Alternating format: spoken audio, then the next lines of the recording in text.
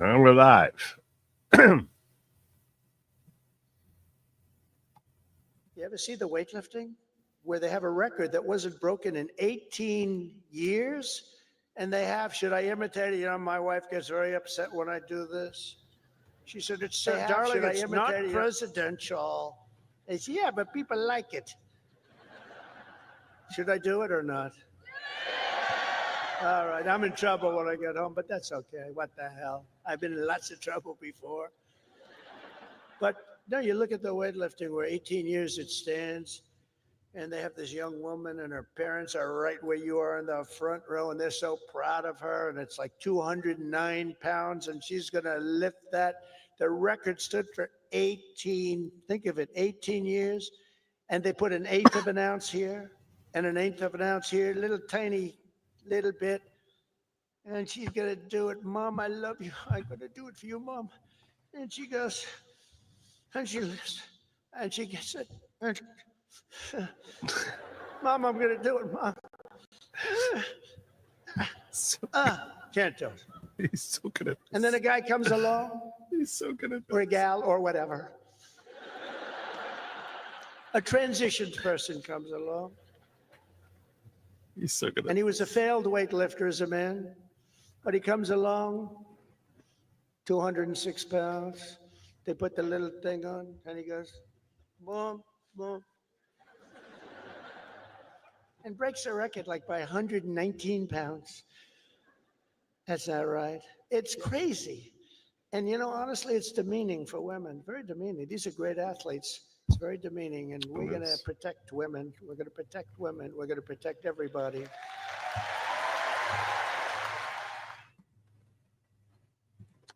Good evening, everybody. Welcome to Viewers Discretion. I am your host, Joe Neerman, a.k.a. Good Lawgic. You might notice, if you're on YouTube, you're not going to see it on Rumble. Sorry, ghetto folk. You might notice on YouTube, I got a thing up there. I have a goal. Right? So if I get 15 yellows or more over the next 2 hours, I will make my application to become a journalist right here on this show. I will. Assuming I can figure out how. Let me apprise you of the situation before I go into like the issues as far as tonight. So you see this, most of you are familiar that I am a member of the New York City Press. There's me. That's me right there. That's me. Member of the New York City Press. You see how it says expired, 1/15/2025? That's in the past. Meaning this is expired. That's what this is. This is an expired New York City Press Pass. New York City requires you to renew your license, your New York City Press Pass, which everyone who follows me on this show for any kind of length of time knows that I think that this is the stupidest thing in the world. That every one of us are journalists. You're a journalist. You ever video anything on your phone that's happening around you, you're a journalist right there in the moment. And probably no less, if not far more talented than I am and many other members of our media. Certainly far more honest than most people who are mainstream media. So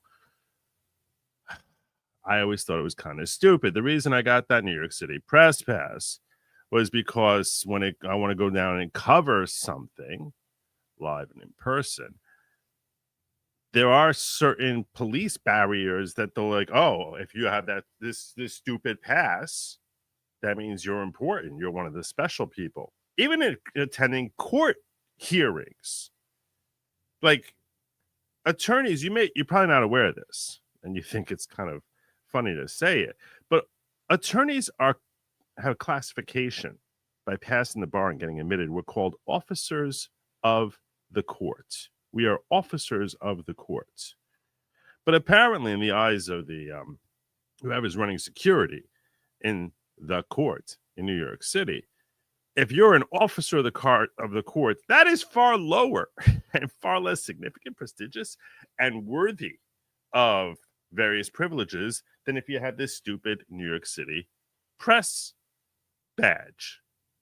To them, that's a bigger deal. As an officer of the court, when Judge Engoron was restricting people from being able to bring in their cameras and their phones out of a fear that they would record what was happening in the room, which was considered prohibited and absolutely verboten. He didn't trust the officers of the court who were coming in there. I showed them my license and said, hey, look, this is me. I'm a member of the bar. I got my bar card right here. Look at this. Look at this right here. Look at this. I'm a lawyer. I'm registered. Nah, good.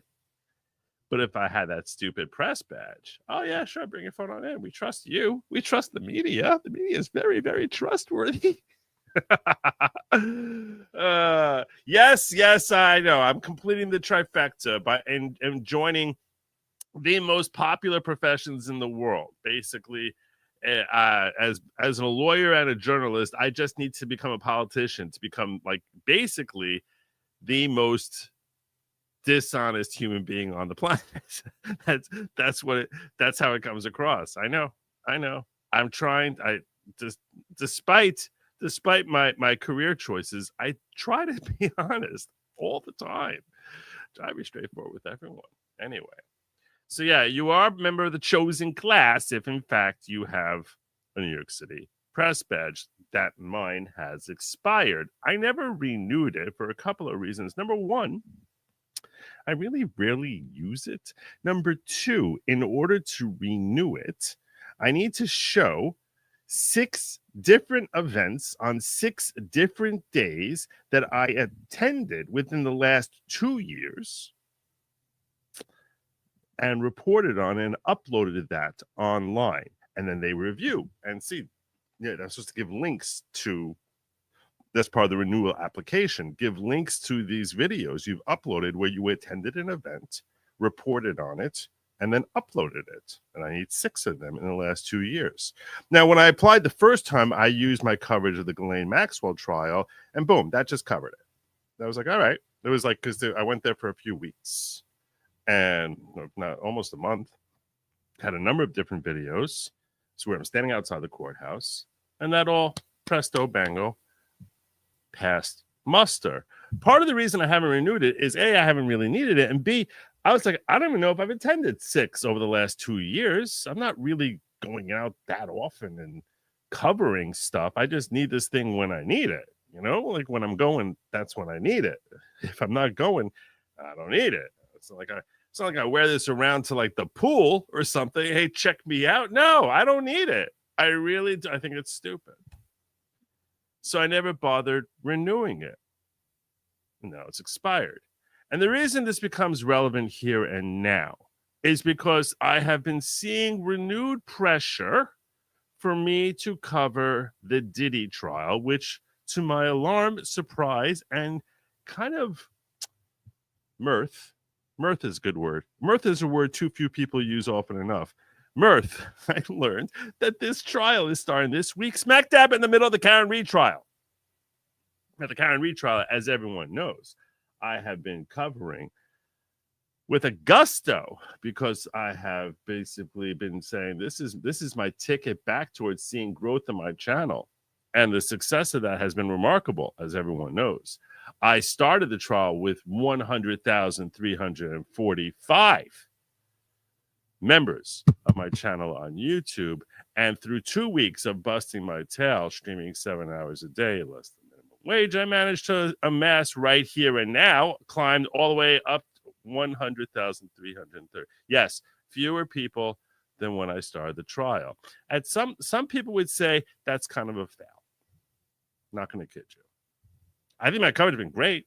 I like my coverage better than pretty much anyone else's coverage. I think a lot of people, there's a bunch of people who feel that way. But the reality is that as far as my objective of trying to actually, stop my channel from withering away into something that becomes a hobby rather than a profession, it's not really working. Joey, it's not working. You have to recognize when something's not working. I still plan on streaming the Karen Reed trial tomorrow, in case you're wondering. I do plan on streaming it tomorrow. But I do have to ask myself this. So the Diddy trial, which is occurring in the Southern District of New York, has no cameras in the courtroom because A, it's in New York, and B, it's in federal court. So those are two reasons that that's never going to be televised. The only way to cover it would be for me to get on a train, spend an hour dragging my tail down to lower Manhattan, stand in line, or I don't know, wave my press badge if it's active, and cut through security there, and basically sit in there taking notes for 7 hours a day, like I'm a student in like some 19th century English class, you know, where I'm sitting there writing and scribbling, and then report back on what I saw over the previous 3 to 4 hours. When I say 3 to 4 hours, normally I would upload a video at lunch as to what happened in the morning, another in the afternoon, and then I tend to, when I come home, I'll flesh that out in far greater detail. Now, I know some of you may say, I don't care about the Diddy trial. I don't want your channel to become the Diddy trial channel, Joe. What are you doing here? Why are you doing this to me? I don't care about this trial. I know that some of you will feel that way. Others will be excited about the idea of me covering it. Some people will feel like they don't care about the Diddy trial. I get that. I understand that. If you are in that camp of people who says, I don't care about the Diddy trial, please know this. Please understand this. First and foremost, I really feel like I need to do this for my channel because the withering away is something that's it's like a nagging concern in the back of my brain that I don't express to Lady Lawgic ever. But it's just sort of like it's starting to become something that is kind of making me feel like anxiety. Number two is this. We know legacy media is going to be covering it. They're going to be sending reporters in there. The last time that they sent legacy media in there, what you did not see with reporting you did not get from anyone other than right here on this channel was analysis of the legal work that was being done by the prosecution and by the defense. They might tell you that this person came in here and testified. They might say that this was heartbreaking testimony and the shocking new revelations that came out at the Ghislaine Maxwell trial. They might say, they're going to say that. They have to tell you what's happening in the trial, but they don't tell you when Maureen Comey is going out there and purposefully doing everything she can to keep out names of any politician who ever hobnobbed with Jeffrey Epstein. And I can definitely foresee that similar things may happen here in the Diddy trial. I don't enjoy covering the salaciousness of it. I'll tell you what happens. I'll tell you what's said in there. I think that this entire thing is disturbing and gross, and these are sick, demented, twisted, ugly people. Ugly inside and out. Disturbingly ugly people. And I never revel in the horrors that they managed to visit, particularly on minors. It's horrifying. It is. And I'm careful to sort of make sure that the way I'm expressing it, as I'm sure you would expect from my channel, that the way I'm expressing it is in a way that will remain tasteful. That being said, I do think that what I can cover here that no one else will cover unless I go down and cover this myself is there a cover-up happening in this trial? Are they doing everything they can to keep out names of other celebrities in the Diddy circle? People who are maybe politically connected. I'm not going to speculate and throw names out right here and now, but we all know that whenever at all these Diddy parties that there were names of A-list celebrities who were purportedly partaking in a great deal of these sickening fests that he engaged in. Some of whom perhaps he was blackmailing, some he wasn't. I don't know. And I would not be remotely surprised, given the history of the Southern District of New York and the way they prosecute cases, to see that those people, particularly if they're politically influential and politically connected, manage to keep their names utterly removed from this entire fiasco. And I want to share that with you, if in fact that is happening. I want you to be aware of that. And if they think they're dropping the ball, one of the people who's going to be arguing for the defense will be Brian Steele. If the name rings a bell, Brian Steele was one of the attorneys in the YSL, the Young Thug case. He's the one who stood up to Judge Glanville and looked based and really just remarkably brass cojones in the way he was standing up to Judge Glanville and saying, I think that what you did here was unethical. And I'm not going to take that back. And I'm demanding to know what happened in that meeting there where you had little Woody in there and prosecutor, and it was ex parte without us being there. And he showed intellect and fortitude in degrees that are rarely exhibited by any attorneys. So he's one of the lawyers for the defense. And I think it'll be interesting to watch him work amongst other people who I'm sure are similarly talented and capable attorneys who will be defending P. Diddy.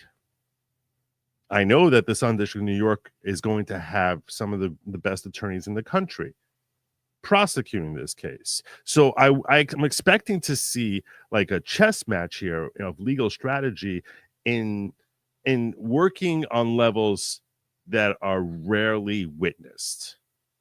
And that was one of the things I enjoyed most about the Ghislaine Maxwell trial. I'm not going to kid you. It's annoying as all get out to sit in a courtroom and feel like you're a prisoner there on a wooden bench with bad audio normally. Normally, it's just very annoying type of audio where I have to sit there scribbling frantically.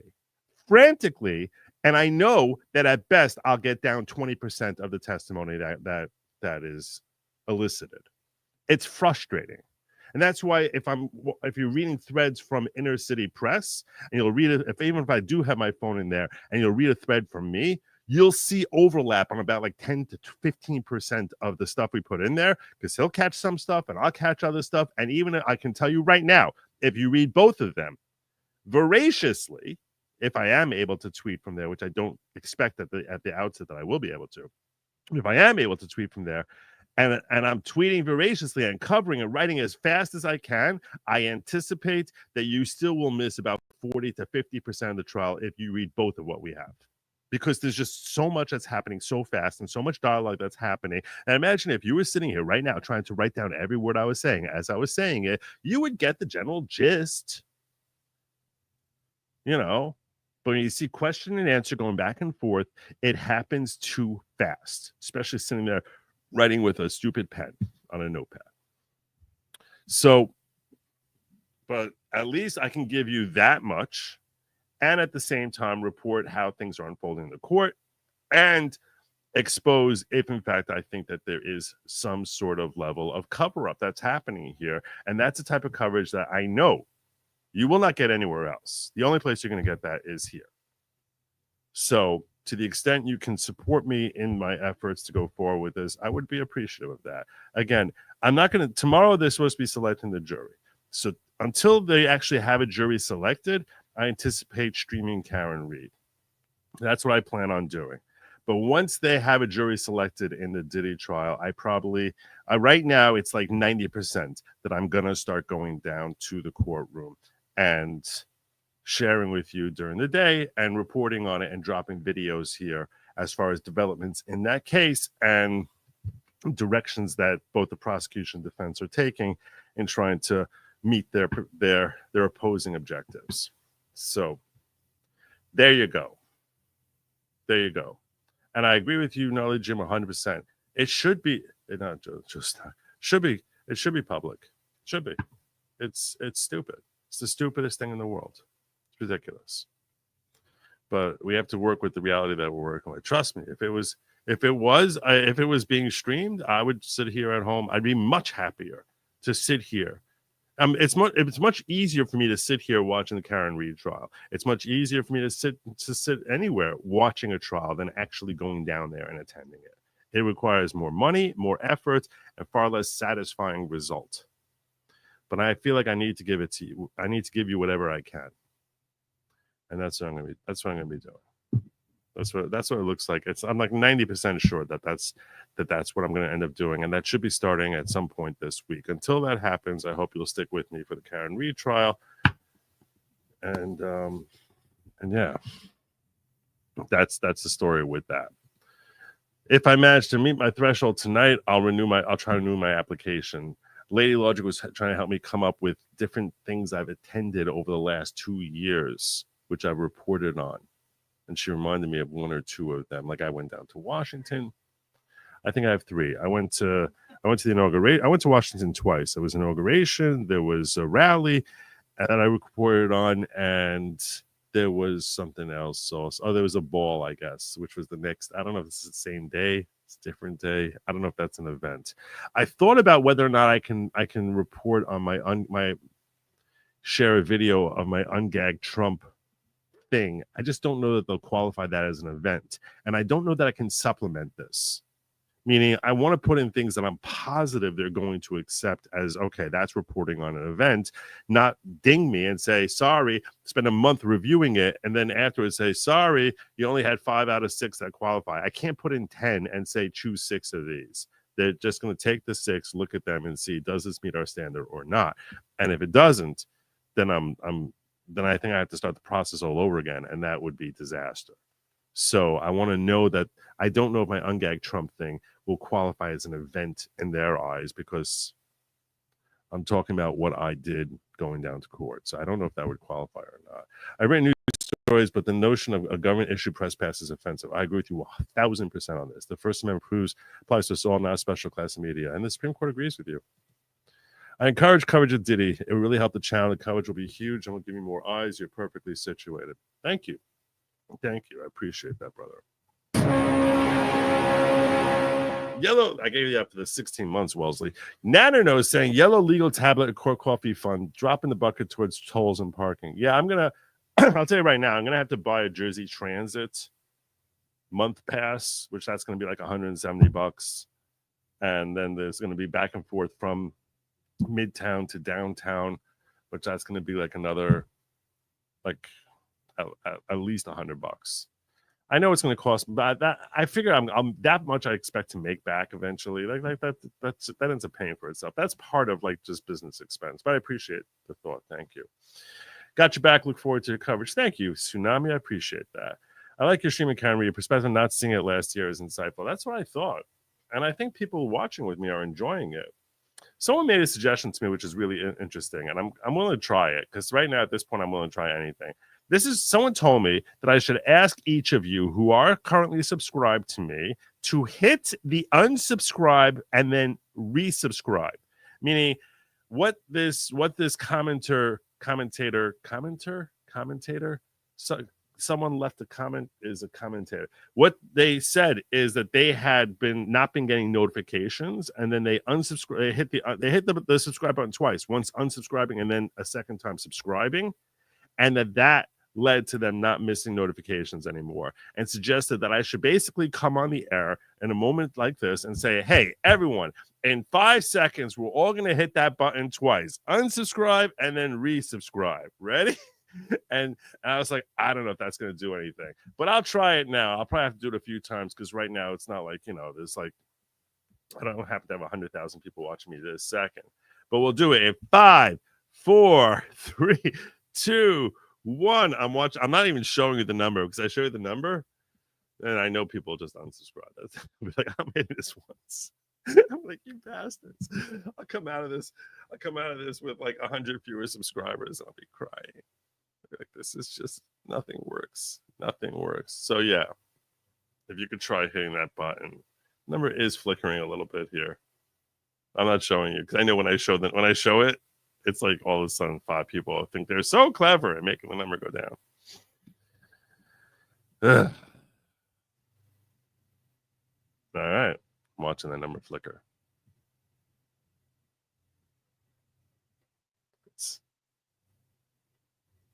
All right. Well, anyway, we'll come back. I'll let you know at the end of the show if we ended up net positive or net loss. Should be funny to see. Let's get into the whole racism thing. The whole racism thing that I have here in my thumbnail. There's a lot to talk about on this. Ilhan Omar has thoughts about racism. Ilhan Omar has thoughts about racism. This is Ilhan Omar on Al Jazeera with like she got thoughts. She got thoughts.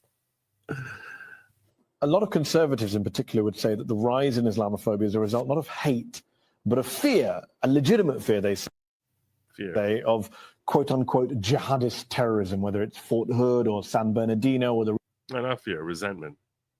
See, you're calling it fear, but it's actually resentment because people see these things happening.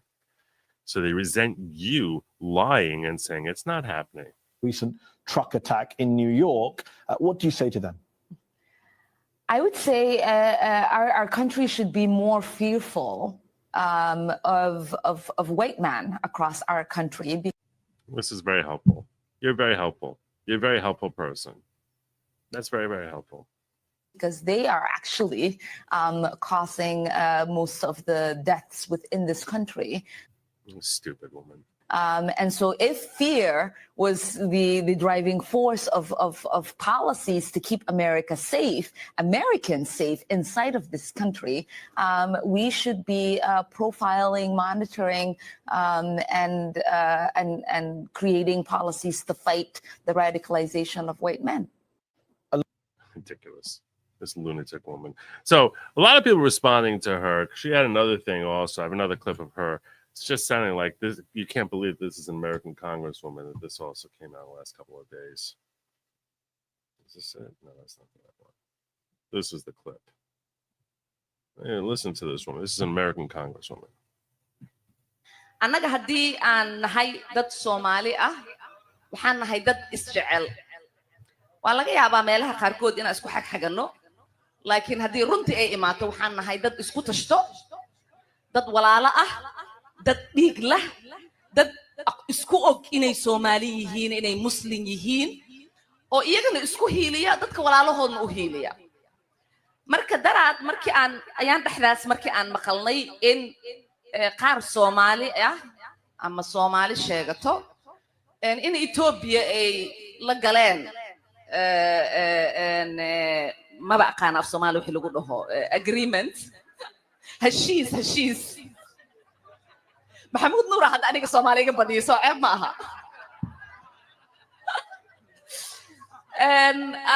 dad badan ay soo wacay oo waxay leeyihiin Ilhaan dawladda Mareykanka inaan la hadashid waaye dawladda Mareykanka maxay ka qabanaysaa jawaabteedu waxay ahayd dawladda Mareykanka waxay ka qabanaysaa wixii annaga aan dhahno dawladda Mareykanka qabo waa kalsoonidaas inaan isku qabno annaga Soomaali haddii aan nahay wadankan annaga ku nool wadankan wadankii aan annaga tax ka dhiibno waaye waa wadankii gabar idinka dhalatayne ee Congress-ka fadhiso intii aniga aan Congress joogo wadanka Soomaaliya biyaheeda dad kaleeta iyo badeeda dad kale ma qaadanayaan wadanka Mareykankana kuma taageerayo dad kaleeta in annaga ayna dhacaan Steal our lands, our oceans. So apparently she's Somalia first. Marka taas ka seexda reer Minnesota gabadhii Congress u dirsateen way idinka war haysaa sidaad idinka u dareemaysiin dantaas ay u dareemeen madaxweyne Xasan Sheekhna waxaan leeyahay waan kugu faraxsanahay shaqada fiican aad qabatay in dadka Soomaaliya iyo dadka meel kasta ku nool aad dareensiisay si kasta anaga aan u dhibanahay Soomaali hadii aan nahay waxaan nahay dad karti leh dad wadankooda aqoonsan dad wadankoodii aan wiligood danger laga gelin karin No, I'm sorry. She swore an oath of fidelity to America, and she's referring to Somalia as our country that we're standing up for. And we're like, this is horrible. And this is the sort of thing which makes us feel as if like, and then she comes out there preaching about how white people are the big danger in America. White people. Being radicalized are the big danger in the country. I'll come back to that in a moment. I'll come back to that. But I want to focus on two other stories. I spent our time focusing on two other stories, revealing what seems to be a growing feeling of racism in this country. Sampson. All right, emergency press conference time. So I'm getting ready to go to the Bet Gala, and all of a sudden my phone, the last hour or two, my phone's fucking blowing up. Our bar in Philadelphia, Barstool, Sampson Street, usually a great fucking bar. You know, now this is his usually a great fucking bar. You know, bottles. This is his initial response of Dave Portnoy, who's a billionaire who owns Barstool Sports. Supposedly he's a billionaire. I imagine he's probably far wealthier than I am. But yeah. All right, emergency press conference time. So I'm getting ready to go to the Bet Gala, and all of a sudden my phone, the last hour or two, my phone's fucking blowing up. Our bar in Philadelphia, Barstool, Sampson Street, usually a great fucking bar. You know, bottle service, people buy drinks. You get a sign. There was a sign yesterday that said, fuck the Jews. I've been shaking. I've been so fucking mad for the last 2 hours. Like, I instantly got on. This is why the emergency press. For the record, he is Jewish. Dave Portnoy is Jewish. I was late because I was so over the top. I was like, I'm going to fucking make it my life fucking mission to ruin these people. Like, I'm coming to your throat. I'm never ending. And I just sat, and for the last 2 hours, I have been on the trail. Trust me, I've been on the trail. You think I'm going to put up with this shit at my bar? So I've been hunting down waitresses, the table who did it, and everything you can fucking name. Because I want fucking consequences for fucking actions. So I'm not just sitting back like, oh, what are you going to know? Trust me, I have been on it. I believe the two waitresses responsible for the table already fired. I talked to one of them, one of the dumbest fucking humans I've ever talked to in my life. She's at a fucking dance recital. She's like, can I call you back in 20? No fucking honey, you fucking can't. This is your one chance to talk to me. Idiot, total idiot, this girl. I've talked to the guy, Mike Wade, who's tagged. Guess what? He wasn't even fucking there. I had this kid basically in tears turning state witness to me, rolling on the people who were there. I've talked to one of the two guys who fucking did it. He's like, I'm not anti-Semitic. He's basically crying to me. And I'm just like, I don't fucking buy it for a second. Who the fuck would do that sign in my fucking bar? You think I'm just going to sit here?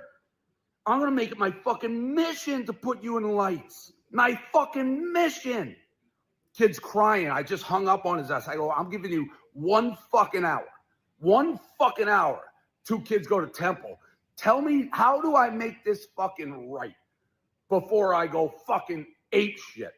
You want to take anti-Semitism classes? You want to do whatever? You make it feel right. I don't need your fucking tears. Anti-Semitism. The Mike Wade kid wasn't even fucking there. What? Wasn't in the bar. We got the footage. He's not even fucking bar. Trust me, they're pulling the footage. They're doing this. I'm 20 steps ahead. I'm using everything. I'm like, I am going to come for your fucking throat unless you give me answers. The 2 girls at the bar, idiots. This one girl, one of the waitresses, I just told her, like, you're the dumbest motherfucker I've ever talked to. 25 years old, going on fucking 2, you fucking dumb fuck. What I'm saying is I'm getting the names. I'm trying to be a little responsible. I'm trying to keep it together, but I'm on it. I'm fucking on it. That was his first video that he put out. Obviously, not in a good mood. What had he seen to put him in that mood? Well, this is the video he had seen.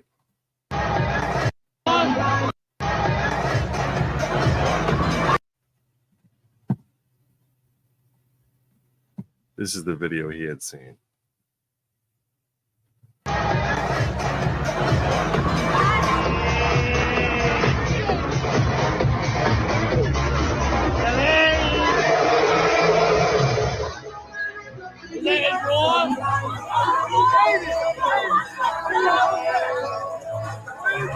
Fuck him.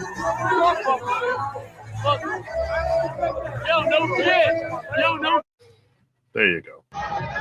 So that was what sent Dave Portnoy into a rage. That was the Mike Wade who's tagged in that he says wasn't in the bar. That was his initial response. Then he had a follow-up response. What was his follow-up response? Well, let's check this out.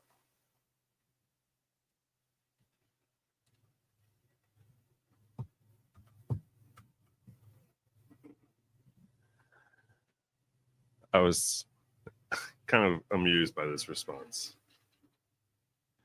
All right, real quick update on the Fuck the Jews sign that was at my bar in Philadelphia yesterday. 2 hours ago, he literally could have cooked an egg on my head. That's how much steam and heat I had come out of my ears. And the more I thought about it, it's like these are young fucking morons who did this. They're drunk. It's like, do you really want to ruin somebody's life? And let me be honest. I don't know what's going on in the world. I do, the Middle East, obviously, but I've been doing Barstool for 20 years. I've had more hate, more anti-Semitism in the last year and a half than I've ever had doing it. And whether people, it's like Kanye, the UFC guy, it's like mainstream lunatics. And I'm not talking about politics or what's going on in the Middle East, just hating groups of people. You hate my parents, you hate my grandparents, shit like that. It's crazy. So, yeah, my initial reaction was like, I'm going to fucking burn these people to the ground, their families, everything. And it's like, you know what? Maybe that's not the best course of action. Maybe I can use this as a teaching moment. And like, before people just are like, fuck the Jews or any group and the hate, let's try to like turn a hideous incident into maybe a learning experience, as cliche and very unlike me. But I talked to both the culprits who I know are super involved in it, talk to the families. I'm sending these kids to Auschwitz. They've agreed to go. That's, of course, the Holocaust concentration camps.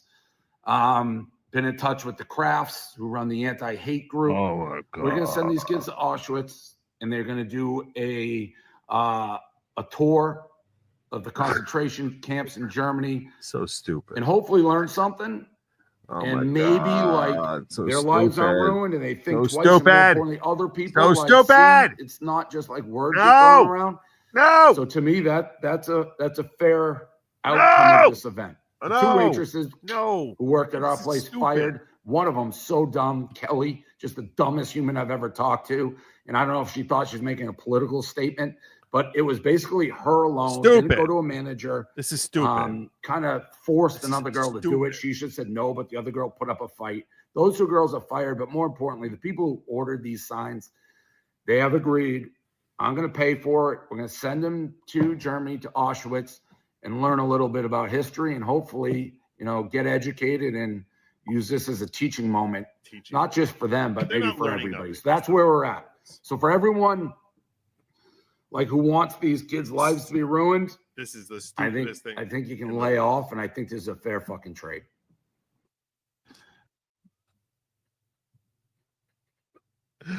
What?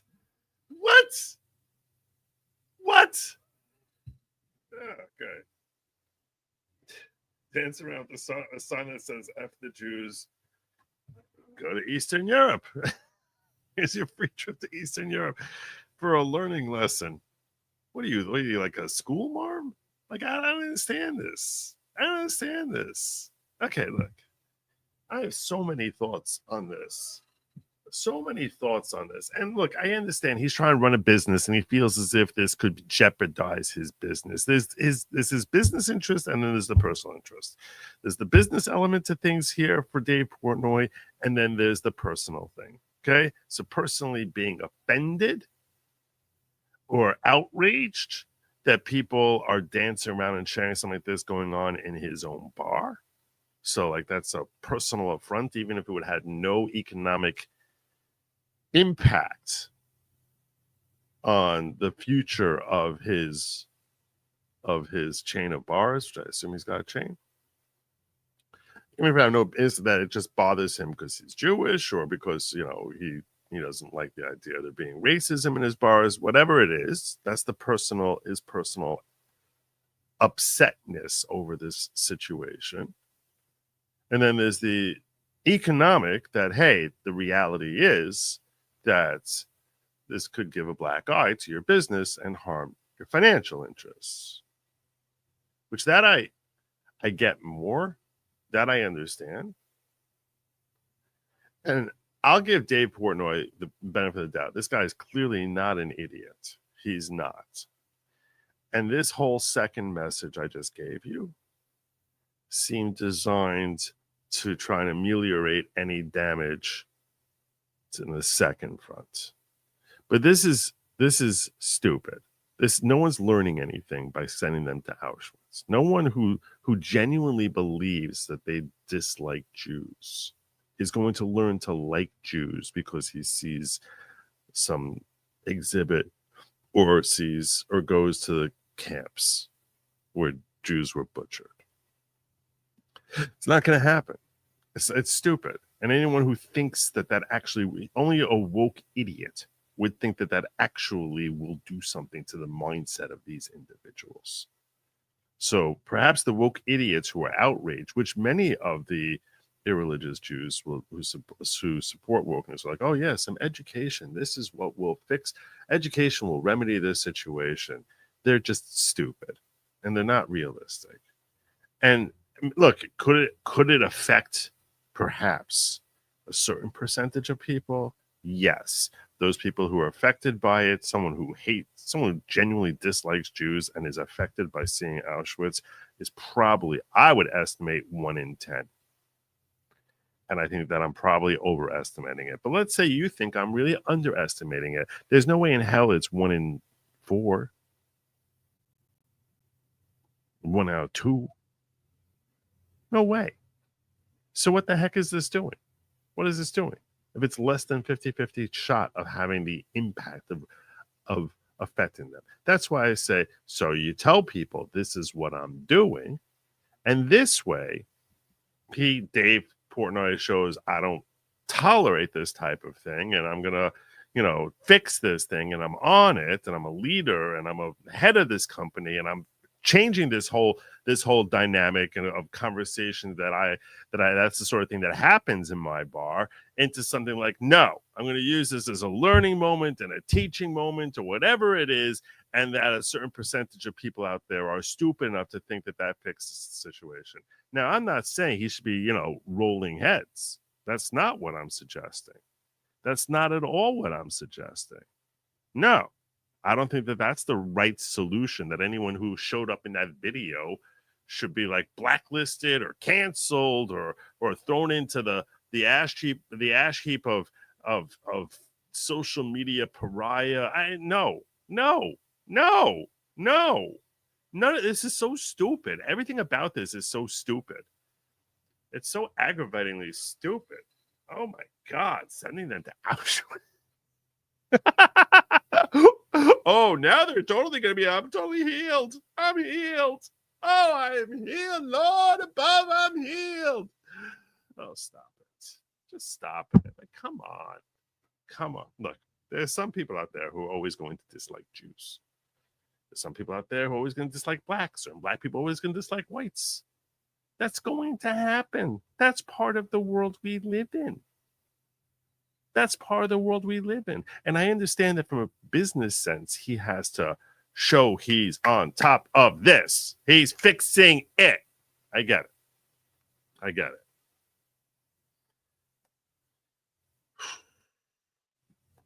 But as far as this actually fixing anything, no. Is it something Dave Portnoy should be fixing? Answer, no. No. It's not on you to try and fix anti-Semitism or racism of any sort or stripe. Stop it. I understand from a business perspective. You want to say, look, that's not tolerant at a bar. 2 people associated with this, the ones who are responsible for it, are out. Okay. All right. To me, that's all right. You send a message. That's not tolerated here. That's not what we're about. I don't care if it's racism against Jews, blacks, gays, whatever it is you want, whatever it is, throw out. It's like, this is not a place of people celebrating their hatred of others. That's just not what my establishment is about. Then again, That'd be totally fine. He's sitting here. I'm going to start re-educating. What are they going to have to take like classes? Are going to be tests? Are there going to be tests at the end of this to make sure that they're really learning? That there's a real teaching moment. It's a real learning moment, Dave. That is stupid. It's so stupid. This is totally appeasing the woke mafia. It's so dumb. It's so stupid. It's so stupid. You want to know the best answer here is in general, when you see someone's a racist, you laugh it off. That's the best answer. That's the best answer. It's like, stop worrying about it. Stop worrying about it. Oh no, they held up a sign and said F the Jews. Oh no. Who cares? So what? So what? Who cares? I understand from a commercial sense that for Dave Portnoy to have it going on in his bar, that's not a good thing. That's not a good thing, although there's no such thing as bad PR. So economy kind of sort of wonders if like this was like, everyone's talking about Barstool Sports now. That's not a bad thing from a business sense.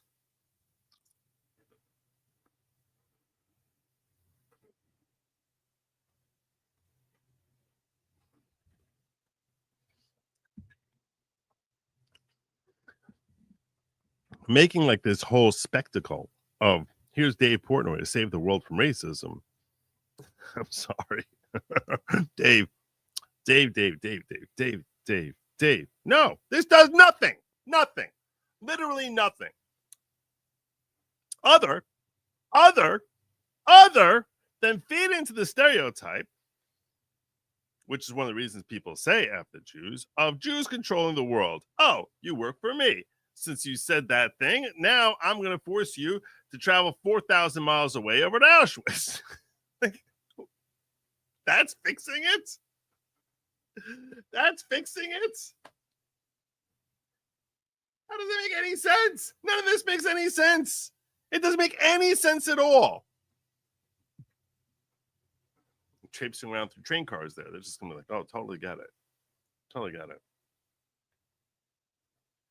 Tell me how many racists wouldn't be like thrilled to be like, oh wow, look, cool. This is where like in this room 100,000 Jews died.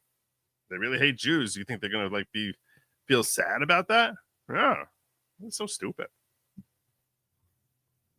That's part of like actually hating Jews. If they actually do hate Jews, meaning it feels as if we're getting in our society to a place. You might have noticed that the way I worded, I thought about it's like I didn't say it's cool to be racist. I said it's cool to sound racist. There's a difference between sounding racist and being racist. These are different things. There's a difference between sounding racist and being racist.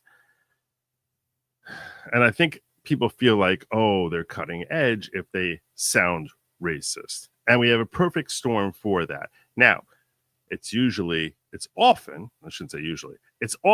not too far of a hop, skip, and a jump from sounding racist to becoming racist. Sort of embrace the character. That I think is very possible. That's very possible. But I think right now where we are culturally is that it's cool to sound racist. And again, it's a pretty short bus ride over from embracing that. I think, my personal opinion, you might disagree with me, but that if you talk racist because that sounds cool, after a while, it just starts becoming part of like what you identify as your actual belief system. And it doesn't have to be racist against Jews specifically. It can be against, like I said, any race. But right now, it definitely feels as if it's cool to sound racist. Let me catch up on some chats, and then I'll get into the Shiloh Hendricks story. We'll get into that.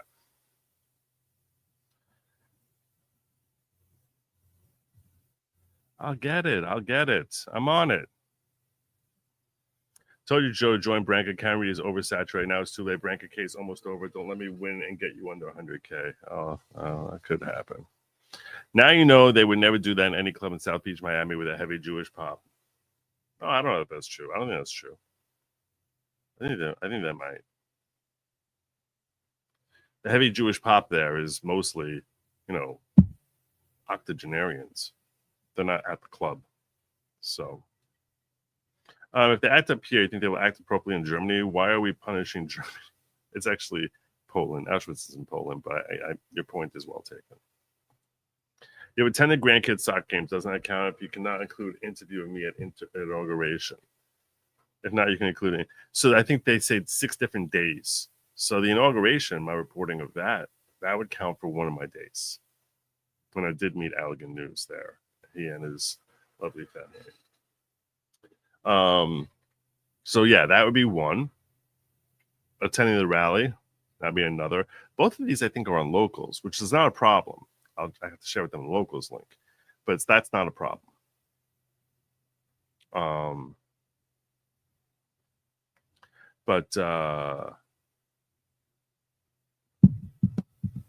Yeah, and then I have. I know I went to one of the times that Trump was being indicted and brought down, I think when he was being indicted for the thing that he ultimately was convicted on, the Alvin Bragg case. So I went down and covered that too. That's 3. I have 3. 3 solid.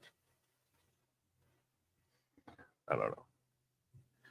Going to get a job, Barstool, and insult Tahiti. Hi, Joe. So good to watch you again. Sorry, but apparently white people are getting tired of black people committing crimes and getting away with it. Oh, this is where we're going. We're going there. We're going there. We're going there. I'm 65 white and I have a BS degree in computer programming languages and a AA degree in woodworking. I love to learn, so I watch you. Thank you, Lily. That's very kind of you. Bella Stella gift in the 20. Queen of Recruitment is back in force. Let's see. Who'd you bring in here? Oh, no. Oh, there you go. Following people gifted memberships courtesy of Queen of Recruitment, Bella Stella. That includes Robin Stage, Ankh, Mama, Penny G, Devil's Advocate, Worst Viking Ever, Sarah Gale, Grumpy Old Studios, Yolanda Gaines, Adam Campbell, Master Phillips. Oh, no, not you. Sorry. you were talking. My bad. I thought the Queen got the King. I don't know. I don't think it's ever happened that the Queen crowned the King or the King crowning the Queen. BM, Philip Kazanowski, Peach, Papa Z, Potato, Posse Anna, Aruba Gal, Loch Ness Monster, and Hangman 420. All of them gifted memberships to the following, which is not at all a cult. And I am not the leader of the following. I'm just the host. The following is just a gathering of like-minded individuals who use community unity, learning, and thinking to enhance and better their personal growth. So those of you who brought in, part of personal growth is expressing gratitude to Queen of Recruitment, Bella Stella. That's it. So if you can just give a little hi-ho over and say, hey, thanks, Bella. That's cool. That's what we encourage for sure. Gratitude is a really important part of our development into our own humanity. Adrian, DC Holocaust Museum is only a few hour drive from Philly. No planes, no risk of international incident. Plus, he can educate on the ride up the punishment. He doesn't want that. No, it's a much more grandiose statement. I'm sending him to Auschwitz. It doesn't do anything. It's not going to fix anything at all. Nothing. No part of this will be remedied. No part of it will be remedied by sending them there. It's the stupidest thing in the world. The best thing you can do with racists, seriously, best thing you can do in general is laugh it off. Don't be affected by it. Don't go hog wild. Don't start screaming, how dare you? No. If you actually really want to end racism, then don't blink twice when you see it. Just be like, all right, you're an idiot. That's how you handle it.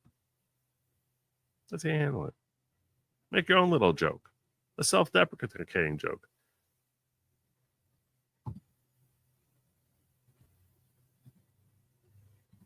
It's not that hard. It's not that hard. Stop whining about it. Stop crying about it.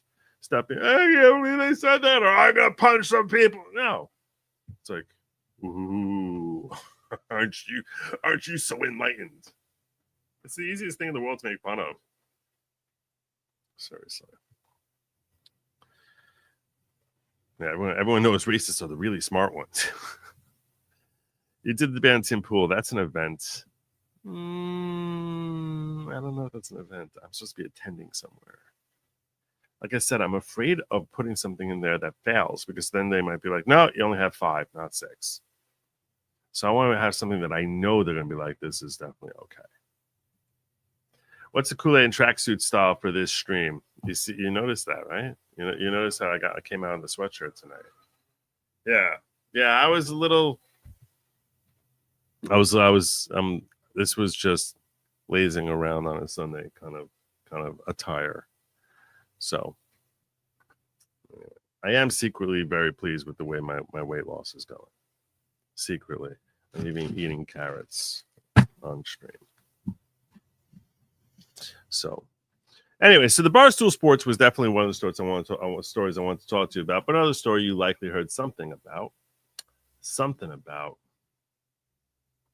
is Shiloh Hendricks. So Shiloh Hendricks is a mother who was in a kid's playground with her 11-month-old son, and apparently some 5-year-old kid, and the race matters here, so we'll just refer to this as a 5-year-old black child, who there are conflicting reports as to whether or not this 5-year-old black child is autistic. Some say he is, some say that's garbage, he's not. I'm sharing with you just to inform you. And I guess I should warn you that some of the language here is certainly going to offend people. You call him? So the language here is going to offend some people. Do you think I can play this here? Do you think I can play it? Can I play it? Can I play it? Or she's basically screaming the N-word. Yeah, this is, well, look, I can't cover this story without actually sharing it. So we'll just do it. We'll see what comes out of it. We'll see what comes. But just if hearing someone scream the N-word is going to bother you, understand that during this 49-second clip, it comes out multiple times. You call him a nigger, the child?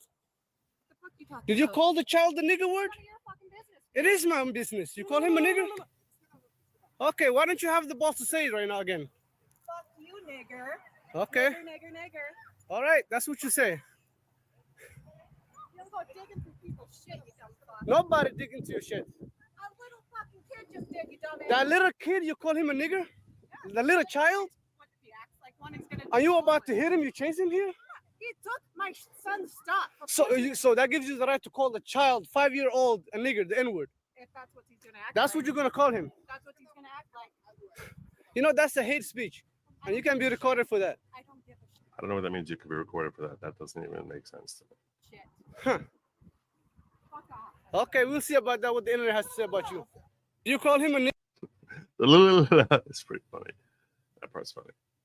I find it funny. Not being like, now. So this was obviously a viral video because when you see a white person yelling the N-word at someone, that's likely to go viral. And all of a sudden, she's dealing with all sorts of life issues right now, as one would expect.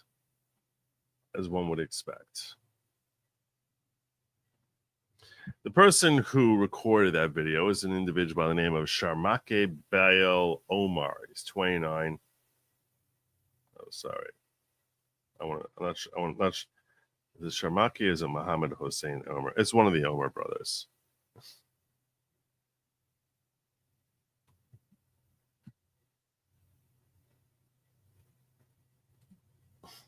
Good night, Wellesley. And thank you, brother. Appreciate it. Appreciate the 20, brother. Go do your real job. Okay. So the man who filmed Shiloh Hendricks using the forbidden word as a pedophile from Somalia. The real question is, why is there Somalia P in America at a children's playground? Rochester man charged with R-ing a teen earlier this year. related to facing felony charges related to the and assault of a 16-year-old female earlier this year. So there's that. Everyone's digging into that's the guy who was recording the video. And here is him responding to that. This is the guy responding to those allegations. Well, before we get to that, we have this here. Hey, just curious, why did a 16-year-old accuse you of picking her up at a Rochester Quick Trip after she ran away from home, and after you brought her back to your house, then accused you of R-ing her?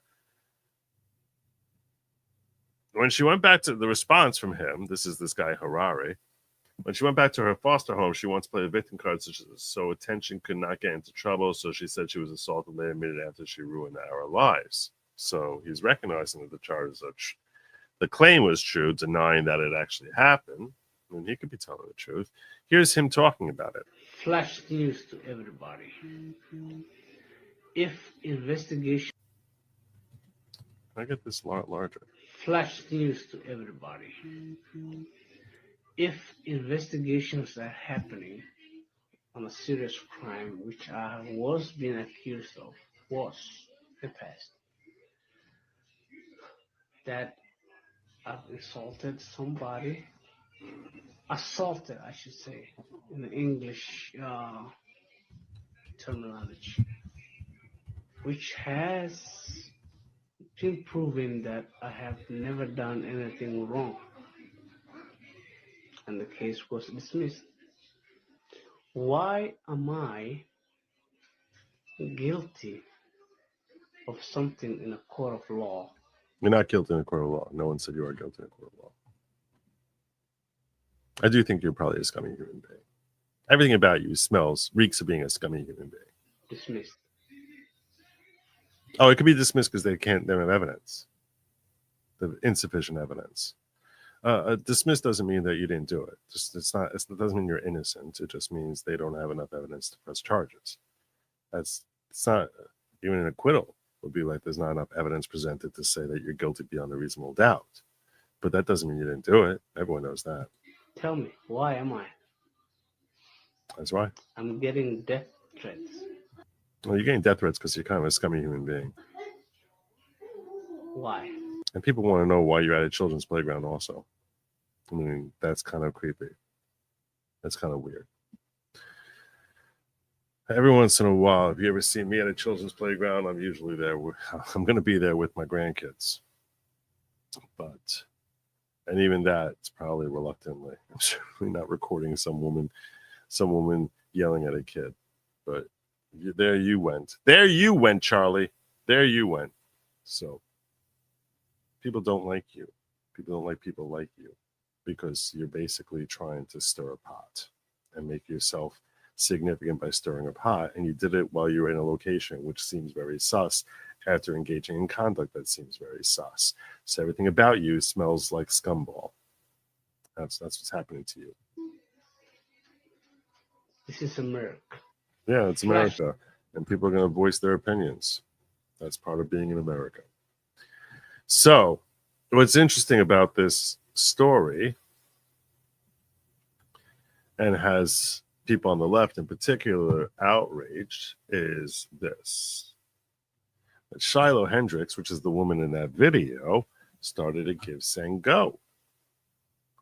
And she's become rich off of this incident. A very successful Give, Send, Go. Help me protect my family. Hello, my name is Shiloh. Oh, I didn't mean to do that. Sorry about that. I don't know why Shiloh started me on the Irish music, but that was really a complete coincidence. Hello, my name is Shiloh, and I've been put in a very dire situation. I recently had a kid steal from my 18-month-old son's diaper bag at a park. I called the kid out for what he was. Okay. Another man who we recently found out has had a history with law enforcement proceeded to record me and follow me to my car. He then posted these videos online, which has caused my family and myself great turmoil. My social security number has been leaked. My address and phone number have been given out freely. My family members are being attacked. My eldest child may not be going back to school, Even where I exercise has been exposed. I'm asking for your help to assist in protecting my family, and I fear that we must relocate. I have 2 small children, and the money has been pouring in. When I say the money has been pouring in, I mean she's raised $652,000 so far in just 3 days. $652,000. That number has people particularly outraged because they're like, she got more than that black kid who killed that white kid. Got for his legal defense. She's not even facing any sort of legal charges, nor should she be. But I can understand that her life was. I'm sure the left tried to cancel her after they saw that video. I have no doubt about that. So she was definitely dealing with the repercussions of her choice of language. Now, I'm not here to defend people speaking offensively or rudely or in ways that intimate that they're harboring deep racist issues. I'm not here to defend that. Okay, I think the way she spoke was pretty vile. It was pretty gross. So I'm certainly not here to defend her choice of words. I also don't like the idea of people being canceled. And this is what I was talking about as far as sounding racist. I started by telling you this thing about, like, you know, people who are who hate Jews. Most of you, if not every one of you watching this, knows that I am Jewish. I don't make any bones about trying to hide that. I'm a practicing Jew. And my perspective is laugh it off. Don't get all hot and bothered if someone is being anti-Semitic. You're only feeding the trolls. You're making it worse. So if you feel that this woman is racist, and she very, very well may be, she may hate black people. There is a philosophy that some people engage in where they're like, if someone is living down to the negative stereotype of their race, then they deserve to be called by the slur of that race, irrespective of the race that they are. So there are certain stereotypes that we all don't. I don't need to sit here and walk you through the various stereotypes that various races have. But for example, with Jews, someone call if a Jew is publicly acting in a way that is deemed to be cheap, and someone throws someone who feels that they were shortchanged by a Jew might use a racial slur that's attached to Jews. In that scenario, that doesn't mean they hate Jews. They're saying you're exhibiting the negative stereotypes that are attached to your race. And that can go for any race. It can go for black people. It can go for Hispanic people. It can go for anyone. It can go for gay people. It can go for anything. So they'll be like, look, if you're going to be acting in a way that is reinforcing the negative stereotypes of your particular group, then attaching the slur to that person in that setting is appropriate. It's very possible that's her philosophy, which is a philosophy that I think a lot of people have. I think a lot of people have it and don't want to readily admit it because they're afraid that by expressing it publicly, that they are going to be publicly shamed. And the fact that people are publicly shamed, I think, is a large part of what is behind everything that I'm talking about tonight. The fact that people are frustrated with the notion that they are going to be publicly shamed if they do call someone out for reinforcing negative stereotypes attached with a particular demographic, I think that has led to a great deal of resentment. I think the fact that people have been falsely labeled racist for expressing opinions, thoughts, ideas that are in no way racist, but because the person they're talking about is of a particular race or sex. Let's face it. I mean, it doesn't have to be about race. It could be about gender or gender ideology or sexual identity or whatever nationality they are. I think that there have been mountains and mountains of resentment that has been building up for years. Where it's like, if you think that the invasion by 15 million illegal aliens is something that's a danger for this country, you're labeled many people on the left will label you a racist for that. That is infuriating, so much so that the label racist doesn't mean anything anymore, and that's a shame.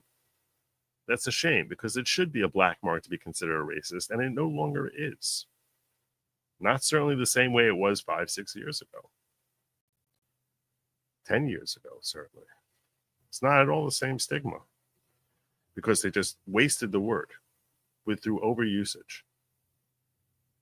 And it is a shame. So again, I'm not defending anything that she said, did, or whatever. I'm simply trying to assess, why is it that she's bringing in $650,000? And I don't think it's because everyone who's contributing to her hates black people. And look, there certainly, there almost certainly are some people in there who hate black people, who are like, yeah, you go, girl. But I don't believe that is the vast majority of people. Same way I don't think that people laughing at a sign saying F the Jews necessarily hate Jews. But it's part of becoming an in vogue type of thing to embrace your racist side. And this is purely because of the ridiculous policies, like let's send them to Auschwitz. Let's punish people. Let's cancel people. Let's shame them for displaying anything that can be interpreted as being racist. Let's shame anyone and ostracize them from society. And people are freaking sick of it. They're sick of it. They're tired of the race card being played every 10 minutes. They're tired of the Jasmine Crockett's, the Joy Behars and Whoopi Goldbergs, and the AOCs, and all the Democrats, and the Ilhan Omars screaming about the white radicalizations. Tired of it. Tired of it. And I think we're going to see a lot more of it. And I don't think that's a good thing. I don't like seeing people talk in ugly ways, irrespective of the group that they're talking about. I don't think it's a cool thing. I don't think it's a good thing at all. I think it's actually a pretty terrible and shameful thing. But it's not surprising. No one should be surprised by this.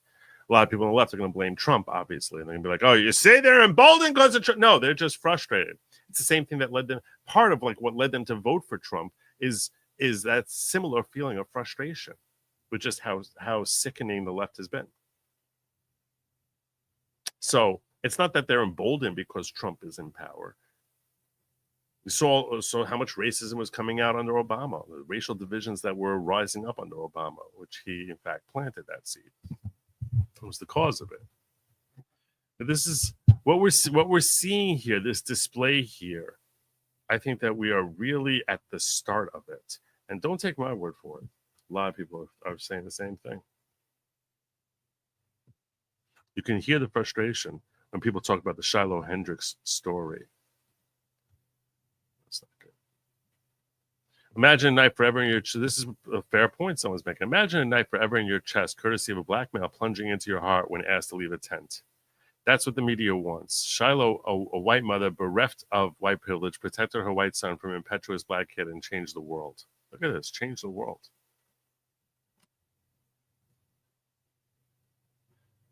People sharing videos like this. Yeah, regarding that Shiloh Hendricks situation, here's a mom who had her kids steal bags from people at a mall. I suspect that this woman and her kids got caught, she would use gaslighting and pretend to be highly offended too to transfer the blame to the victim. Now here, this is someone, in this video here, this is a woman who clearly is setting her kids up to actually be thieves, and this is just horrific. These kids should be taken away from this mother.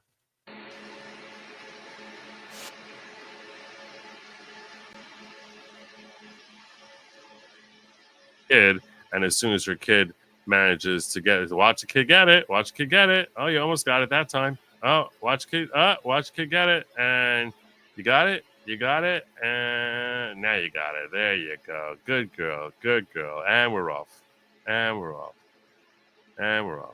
Okay, so you got the bag, we're off. That woman should lose all three of her children and whatever others she manages to pop out of her. A horrible person. But now you can see how like people all it's doing is I don't think that this is remotely reflective of black people, but this is the videos that are going up now. I mean, this woman is the exception. I think there are probably plenty of white people whose kids have their kids do the same thing. But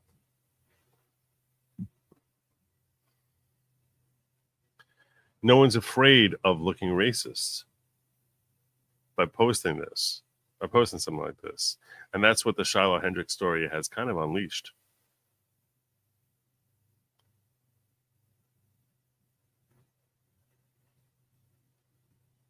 It's unleashed stuff like this. And the frustrating thing about this is it's hard to argue with. She wouldn't be a story if a black kid murdered her and kids steal $20.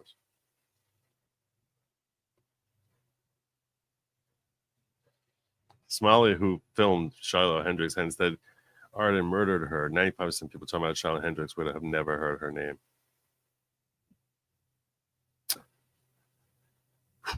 It's ugly.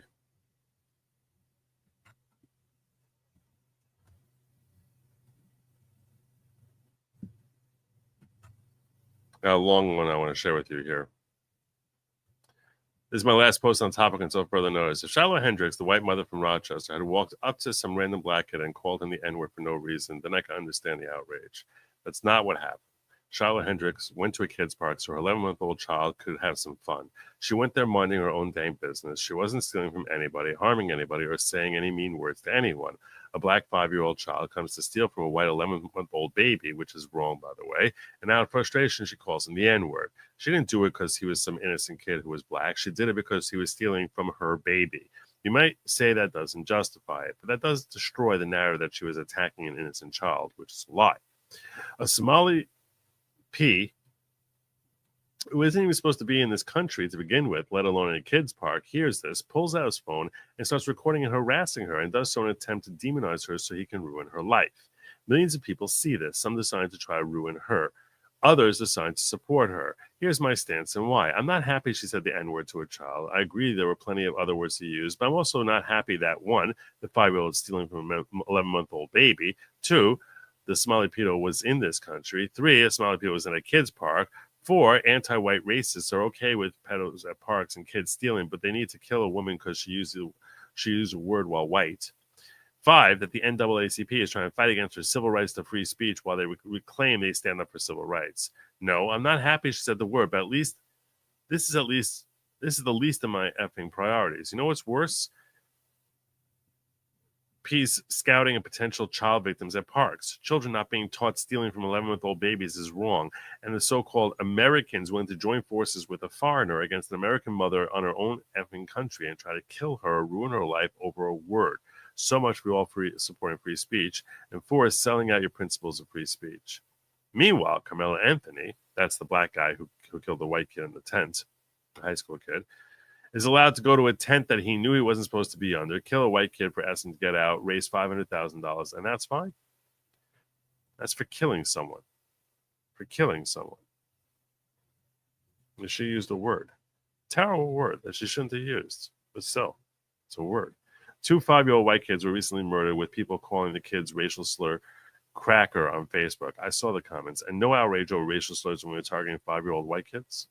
I'm 31 and I can say with certainty because I got the receipts to prove racism against whites has been increasing steadily without justification for years. Are we supposed to shut up and take everything because we're white? This event radicalized me. This is what the writer says. Send me all death threats for defending Charlie you want, but you are in the wrong. You are a racist POS who wouldn't care if a black woman said it. You're a hypocrite. You're a Somali P supporting trash. You're a person with effed up priorities, and you're going to lose this social war, and you're going to have to count to God for your hatred on Judgment Day. The days of ruining people's lives over petty rules that only apply to white people are coming to an end, and a consciousness that wasn't within the American mind previously is now forming. This is not a healthy thing. This is not something to celebrate, but it's not surprising. It's not surprising because there was so much attack against white people in an effort to make white people feel guilt and shame over their skin color. And that can last for a while, but those days seem to have come to an end. for most white people. And now you're seeing the backlash of that. That's what we're seeing. You're seeing the backlash. And I don't like seeing the backlash. I wish I could just see an end to that stupidity from the left without seeing the backlash. But none of this is surprising. Me, at least.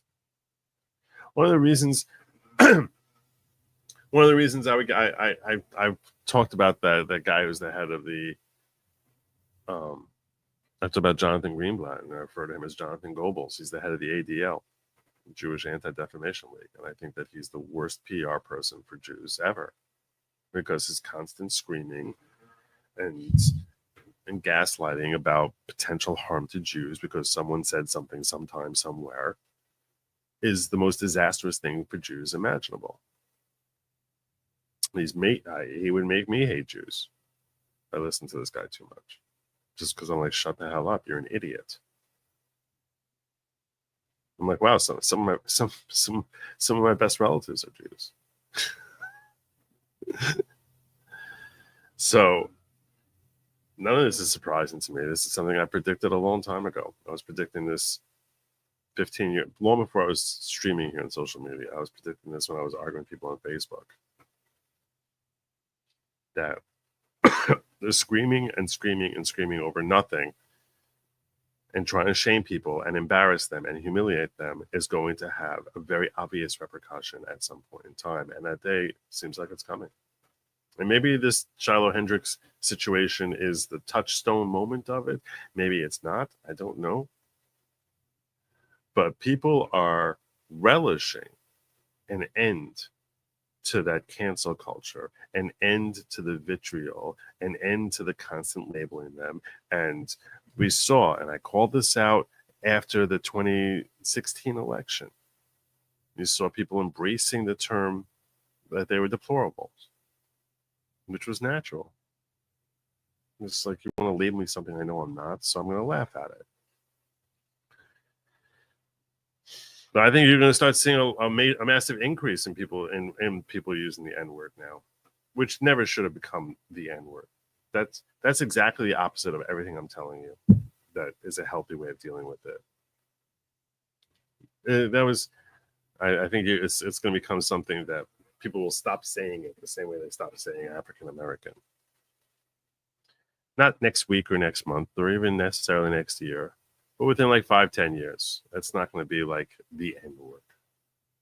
You'll sound like someone saying African American. And frankly, I'm not encouraging people to use any particular slur about any race. I think that that's gross. I think you're debasing yourself more than you're debasing the target of your conversation. I think you're making a reflection about who you are as a person more than you are about the individual or the group that you're looking to malign. So I think you're kind of degrading yourself when you embrace that. But that doesn't mean I don't force that I can't that seeing this develop over the future is not something that we can say is relatively predictable. And those who decide to degrade themselves in that way, so what? Like, so what? Does that mean that they actually really hate this whole race? No. It means they're angry at some individual, and that individual happens to be of a certain race. So what? They have their own race. You can make fun of their race. Like to sit there and like say, oh my gosh, you can't make fun of this person's genetic immutable character traits. It's like, get over it. Get a spine. Who cares? Stop worrying about this stuff.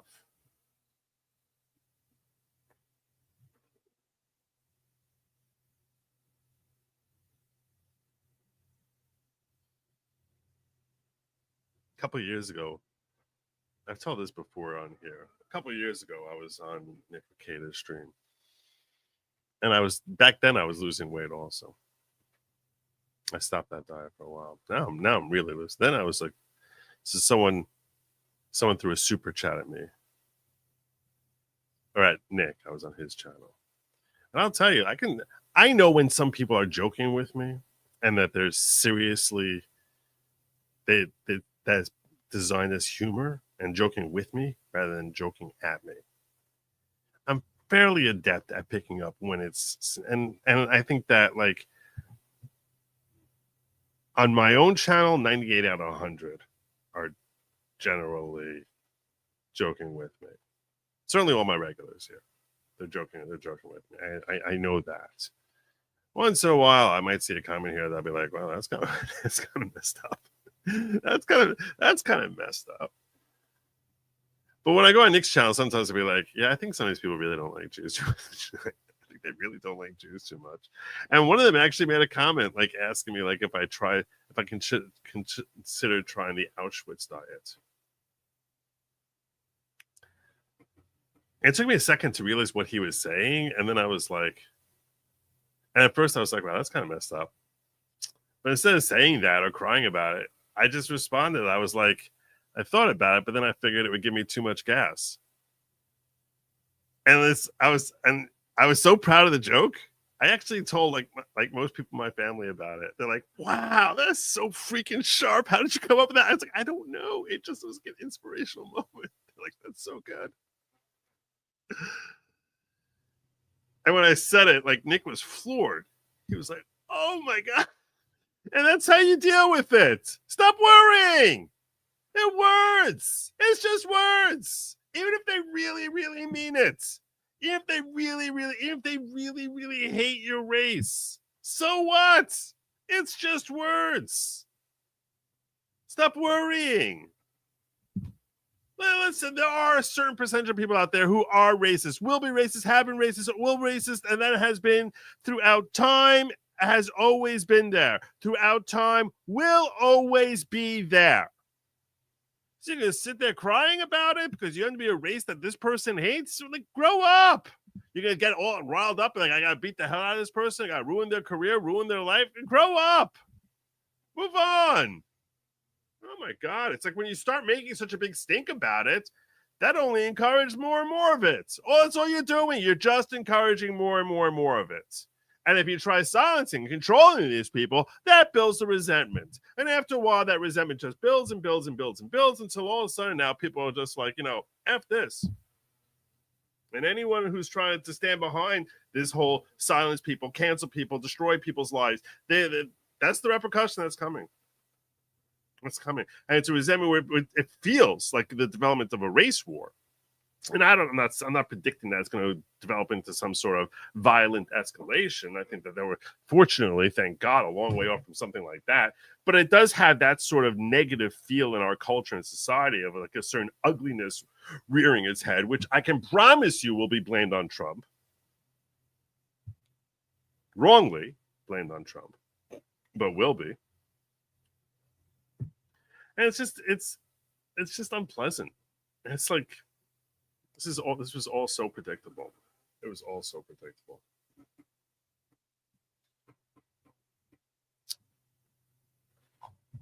That's pretty much my thoughts on this.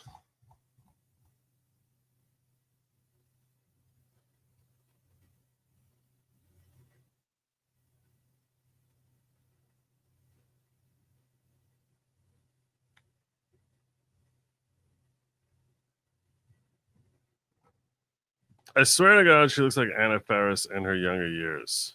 She does? Anna Faris. It rings a bell.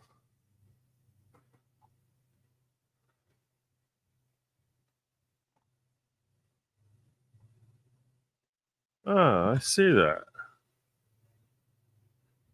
I'm seeing that. Yeah, I got it.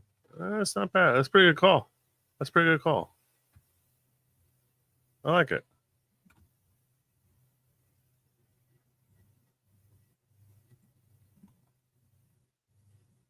That's a pretty good call.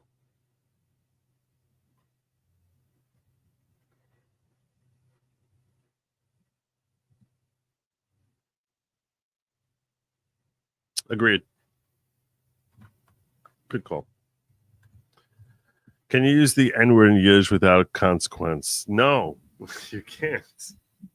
You can't. Unless you're doing like that bit from Mel Brooks from Blazing Saddles with the Indians. But yeah. I don't know how the story came up. My 11-year-old daughter had never heard the N-word before. She was like, what is that? I was like, okay, so I'm explaining to you. This is a word. It's considered a very awful slur. I had to teach her. Jackson Kai. Oh my God, a blast from the past. Jackson Kai. Where have you been? This guy was watching me when I had like 50 people. Where have you been? I haven't seen you like 3 years. You've been hiding. I know I saw you once in a while. You popped in here once in a while. That's good to see you, brother. I'm gonna give you the war horn for just because I see the name Jackson Kai and that very familiar avatar that he's got up there.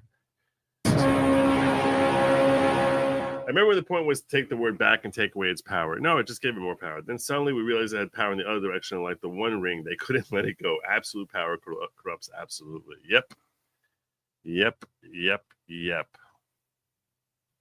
Indeed.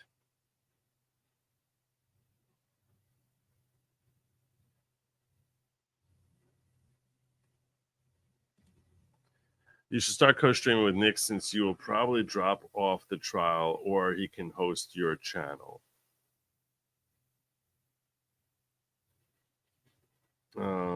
He's not going to host my channel. That's not going to happen. Also, did you report on the behind the scenes and Tim Pool compound in a separate locals? I think I did. I'll show you what I'm dealing with. Okay. I'll show you. This is referring to, I started the stream off by talking about how I need to have 6 or more articles. So we'll see what they're describing here, okay? So I was in the middle of filling this out here. And I said, if I get 15 of these, I'll do it on, did I hit my target? Did I hit my target? I think we're close. I think we're getting close. We're getting close to my target of 15 or more yellows that I do this on stream. Let me see how many we got. Oh, we got 8 out of 15.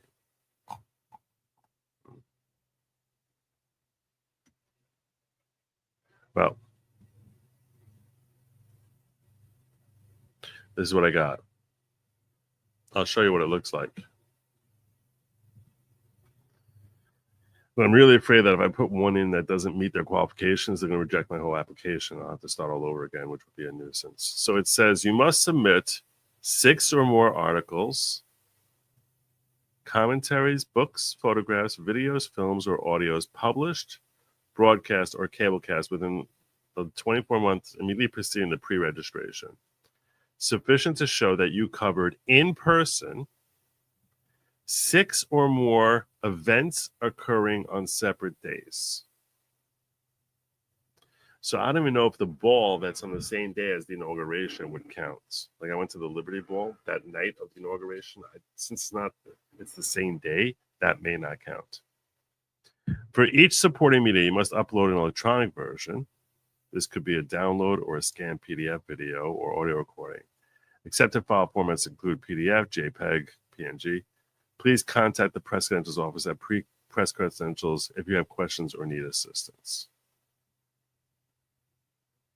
So at the 6 or more articles, commentaries, books, photographs, like sufficient to show that you covered in person 6 or more events. And I don't know what they qualify as being an event. So if I file my motion and appear to make oral arguments in the ungagged Trump application that I myself of, Good Lawgic versus Merchant, is that an event? Am I covering it? I don't know if I'm covering it. I don't know if I'm covering an event. So I don't know that that would qualify. And what happens is, so then I'm supposed to basically download it, put the day of the event, upload the file.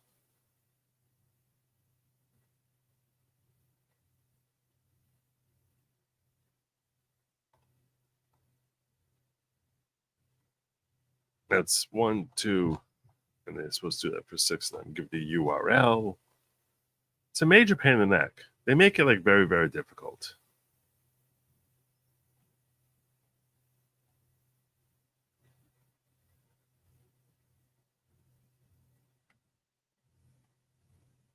Thank you. Thank you very much. Appreciate that. Thank you, Blaster Bot. So I'm not even sure that I have 6 I can give them. I was trying to think like what I can give them. I can give my inauguration. I definitely covered when I went to Washington for the rally. Definitely did that. That I have to find it somewhere on local, somewhere in the end of 2023.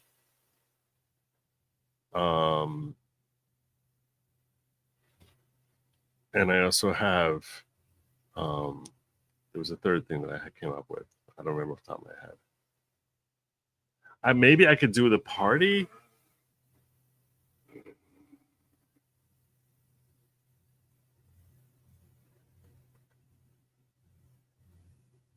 The party that I went to the day before the inauguration party. Like at first I was like, oh, I'll just share when I first was thinking about this, I was like, I'll just share a stream of me like live streaming the inauguration, the election day. Right? That's definitely news I'm reporting on as it happened, but I'm not attending in person. There's nothing I'm attending in person. I'm sitting here. So that's not going to count.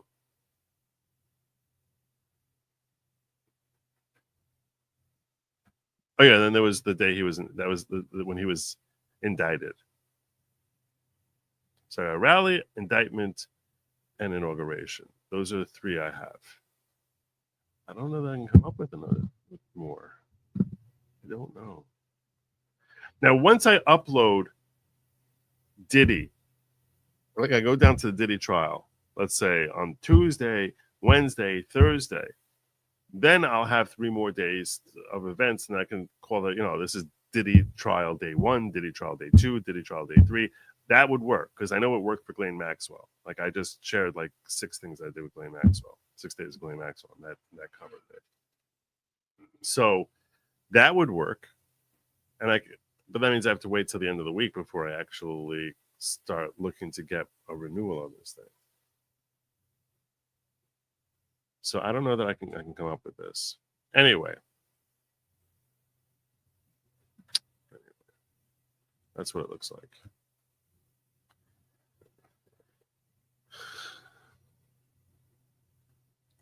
That's another thing also, right? I don't even know what this means. What work am I supposed to do? Did I cover what?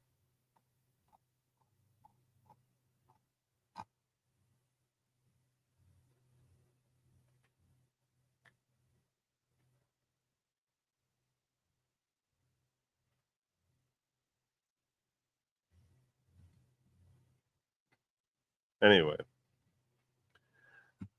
So yeah, I think the entire perfect storm we're in right here and right now is really predictable. Hey, old school, good to see you. Good to see you. Make sure I'm not missing anything here. That's most of what I had to say on this whole developing racial tension. I'm starting to look about rounding things up. Yeah, I saw how the left was freaking out over this picture that the fans shared. Let me do that. This picture. The left is freaking out over this picture, pretending that they're offended on behalf of Catholics. Like they really care about Catholics. That Trump tweeted that out. Well, not the shooting heads, but everything else about it. See, I don't know if that's an event though. That's why I was showing the qualification. I'm not going to Tim Pool's show. I don't know if that's an event.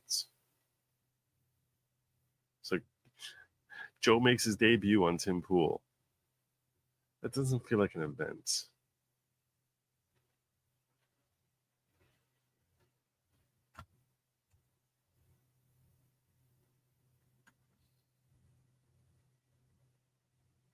A couple other things I want. Side notes I want to share with you. See this? That's what most, I think every Catholic thought is funny. I think everyone. I don't think anyone was offended.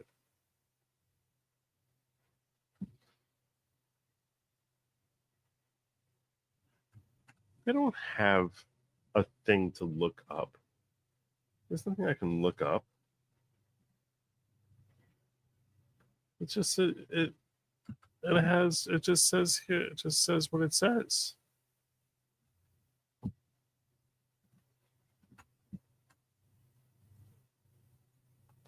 You must submit 6 or more articles commented. It doesn't say what an event is. It has to be in New York City also. Wait, does it have to be? I might have to be in New York City.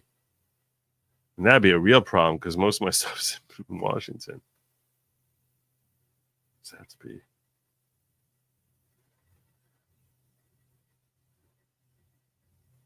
Does it have to be in the city?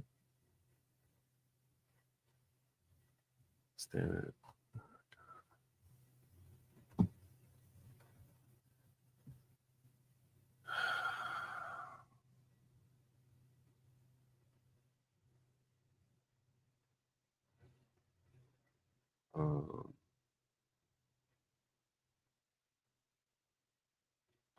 Do they have to be in New York? Why do they care about the event location?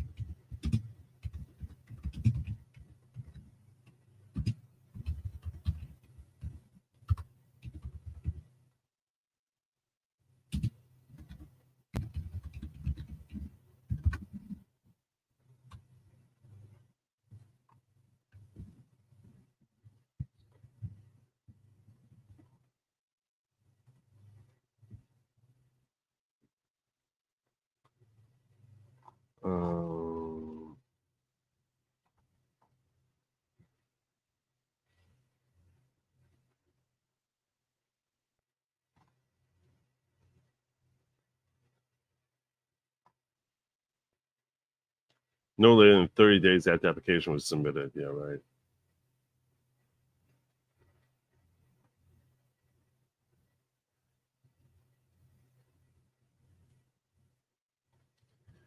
For standard, what are eligible media submissions? For standard reserve press card applications, a media submission should cover an event that occurred in a public place in one of the 5 boroughs of New York City. I remembered seeing that. That falls into one of the following categories.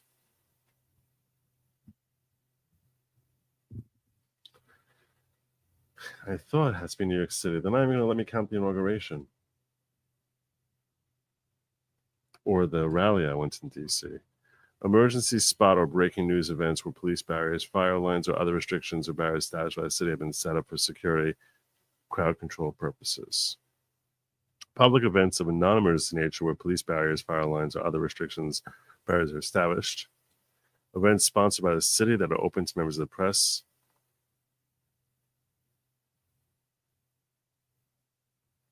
What are examples of media submissions that are ineligible? Private events, Knicks game, Met Gala, New York Comic Con, events that occurred outside of the 5 boroughs of New York City. So there you go. Everything in D.C. doesn't count. Prearranged one-on-one interviews with elected officials. Appearances by elected officials that are not sponsored by New York City agency.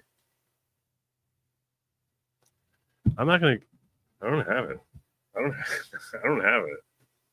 I don't think I'm going to be able to apply until I cover the trial for a week. And then I can say day 1 of the Diddy trial, day 2, day 3, day 4, day 5. And that together with, but there's no, you can see that my appearance in court, that's not an event that's going to qualify here.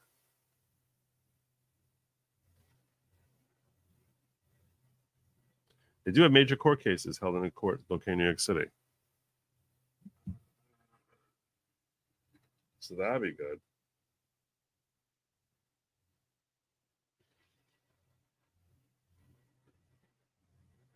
I might have a second one. Actually, now I'm thinking about it, there might be more. Because I went in one day to the Judge Engeron thing that I know I did. And there was another video I uploaded when I tried getting into the criminal courts. So I actually have at least 3. I was there the day he was indicted. I know I went down to Judge Engeron for one day and talked about that. I have to find these freaking videos. I know, and I definitely talked about the fact that they didn't let me in there with a phone or stuff like that, and I was outraged about that. And then I also went down there for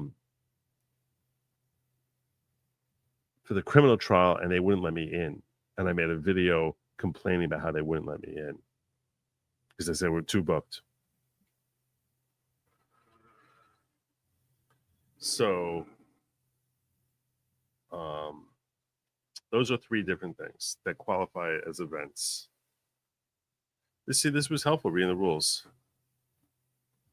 I spent one day at the Trump hearing live on the Judge Engeron civil suit for the $450 million.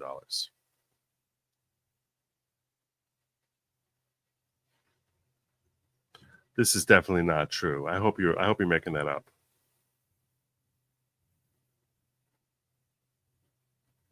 I mean this. What about C. Goody?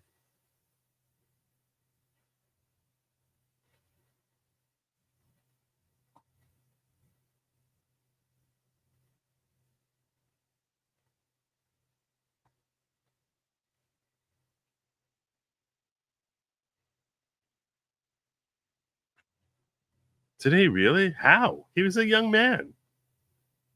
He was like in his 20s. Did he really?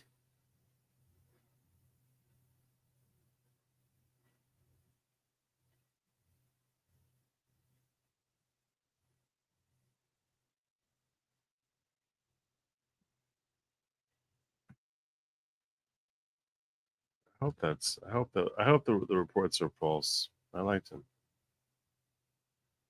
Early 30s. How? If so, rest in peace, C. Goody.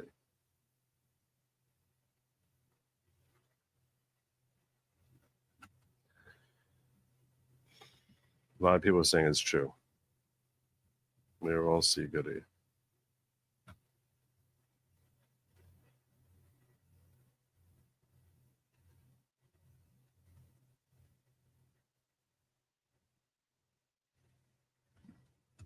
Well, that just bummed me out.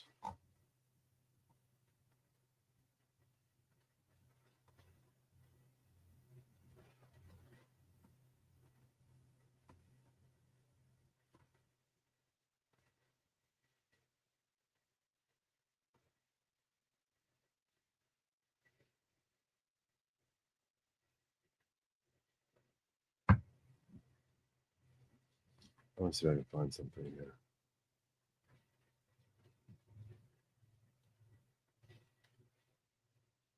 No, let's see if I can find something.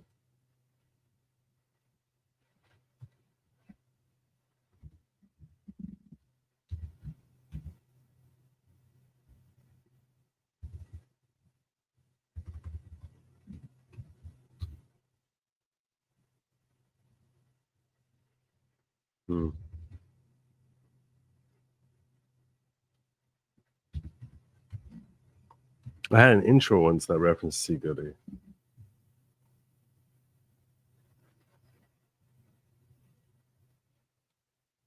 I'm not seeing it.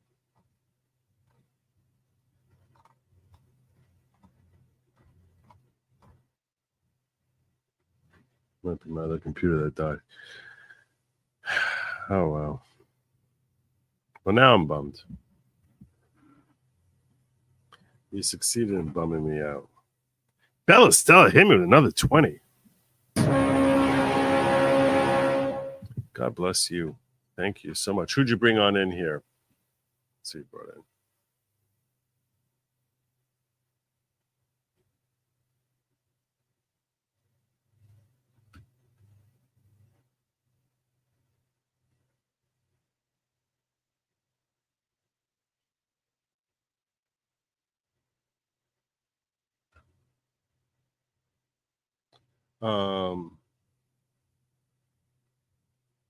Could you bring it in? Where is it? Finally, 20 people brought into the following, courtesy of Queen of Recruitment, Bella Stella. Scroll in.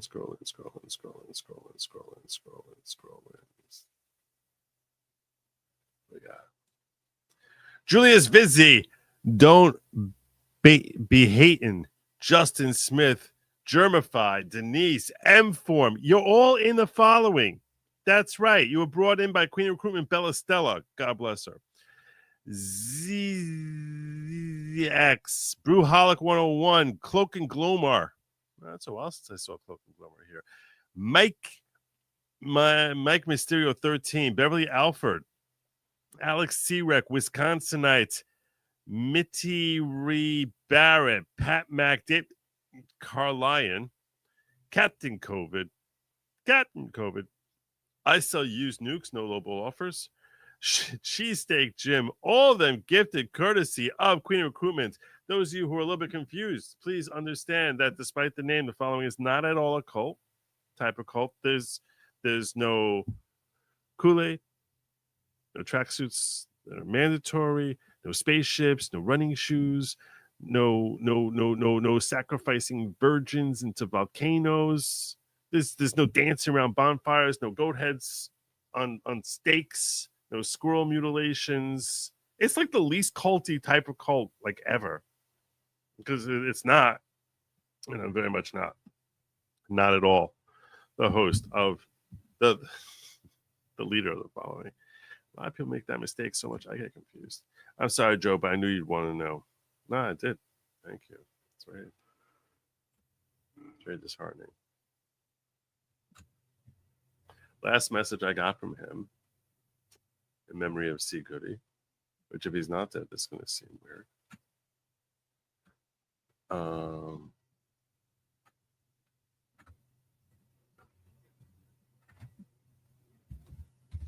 He didn't ask me for permission to cry.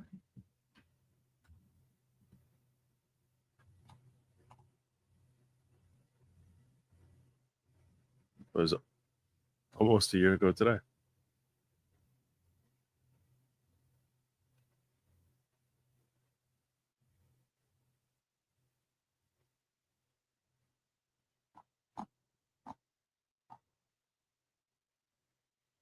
Oh, that's weird.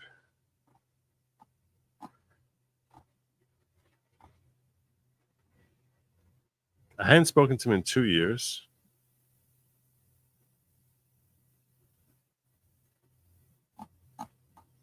He was very I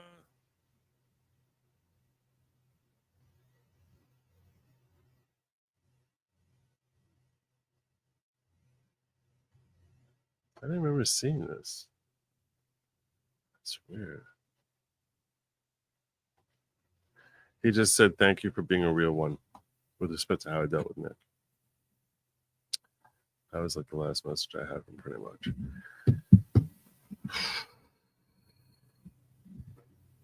Well, now I'm kind of bummed. I have to make notes here. So wait, so what do I have here? The ones I have are Engeron, trial, then I have indictment, and then I have day I was rejected from attending.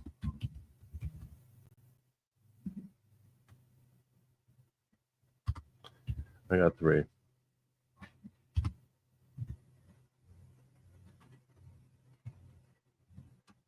All right, I'm going to land my plane here because I got to be up at 9 o'clock in the morning to stream the Karen Reed trial. So we're going to have to do that. I'm going to have to land my plane here. We came close on our goal. But frankly, I don't know that I could actually make the application any more than I've already tried because I think I only have 3 out of 6. So I don't think that I'm going to be able to make. I don't think I'll be able to make the application anyway. I don't think that's going to happen. So anyway, that's my show. I'm sticking to it. Put your trays in the upright lock position. Fasten your seatbelts. Plane is coming in for a landing. You know what that means? It's gonna be a quick and short. It's gonna be a quick and short landing. I thank you all for joining me. I'd like to hear your thoughts. Do you think that this is inevitable? Do you? Do you guys think that this direction can change?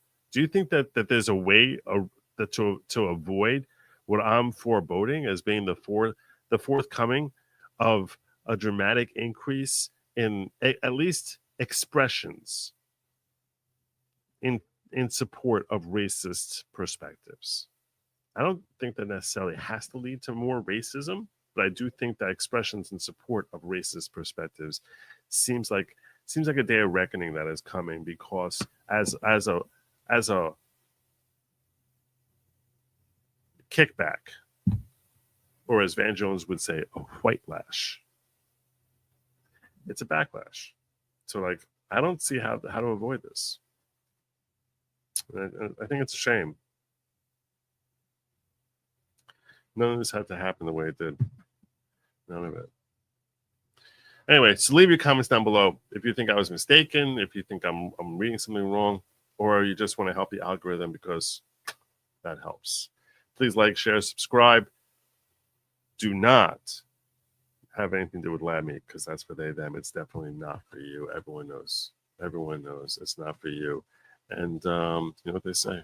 Do not eat the bugs. Barrett Boy says, it says cover, not attended. You cover the election just like press badged news anchors. It says in person and in New York City. And when I'm filling out the thing, they say, where was it located? See, just to tell you, see, they make me fill in event location. I tell them where it was. So they want in New York City.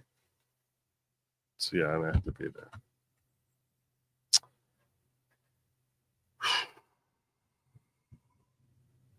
That you covered in person. And you could say maybe I covered in person something that was online. I don't think that's what they mean.